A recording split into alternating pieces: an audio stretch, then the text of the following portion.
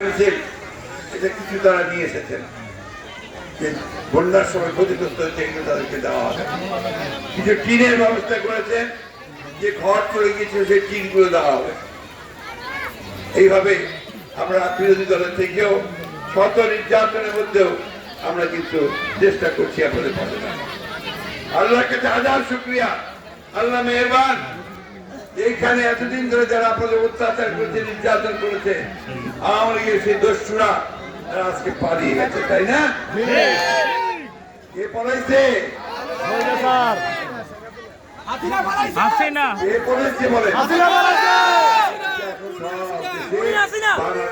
একটাই কথা যে পলাইছে পলাইছে, তাই না? কেন পালিয়েছে?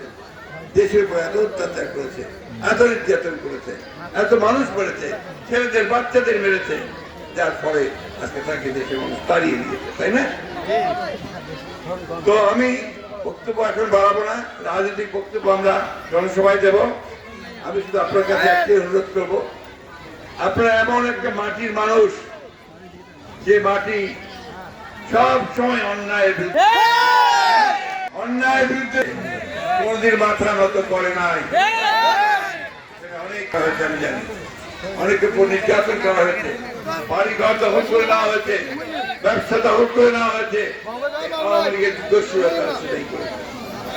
আজকে আমার সেখান থেকে অশেষ রহমত, আমাদের ছাত্র জনতার উত্থানের মধ্য দিয়ে আমরা সেখান থেকে বেরিয়ে আসি।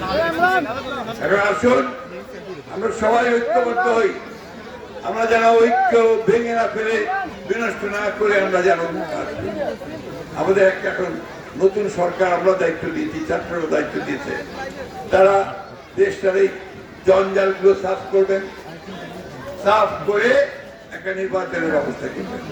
সেই নির্বাচনের মধ্য দিয়ে নতুন করে পার্লামেন্ট সরকার গঠন হবে।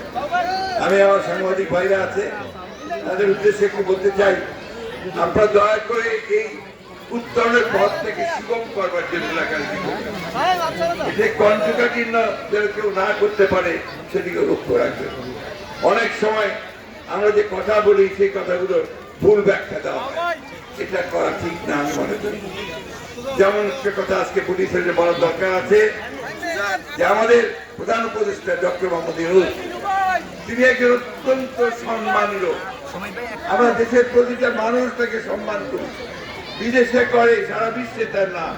তিনি নোবেল পুরস্কার পেয়েছেন, নোবেল পুরস্কার পাওয়ার পর তিনি আমাকে, আমি তখন ম্যাডামের সঙ্গে কাজ করি, সামিউদ্দিন পেয়েছিলেন, আমাদের দেখে বললেন তোমরা ফুলের তোড়া নিয়ে তাকে স্বাগত জানিয়ে আসবে।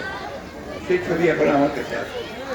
সেই মানুষকে আমরা দায়িত্ব দিয়েছি এই দেশের জঞ্জাল সাফ করার জন্য। তিনি কাজ শুরু করেছেন, রাতারাতি তো সবকিছু হয়ে যাবে না। এই 15 বছরের যে জঞ্জালকে সাফ করতে সময় লাগে, কিন্তু আপনার 3 মাসের মধ্যে কিছুটা পুরোপুরি সম্ভব। অনেক কাজ করেছেন, তাই না? শান্তি শৃঙ্খলা ফিরে এসেছেন তো? আওয়ামী লীগের লোক কি অত্যাচার করতে পারে? পারেছে না? কাজ শুরু হয়েছে, তাই না? এখন ওনাদেরকে একটু সময় দিতে হবে। ওরা কাজ শেষ করে ফেললে নিশ্চয়ই নির্বাচন হবে এবং জনগণের সরকার আসবে।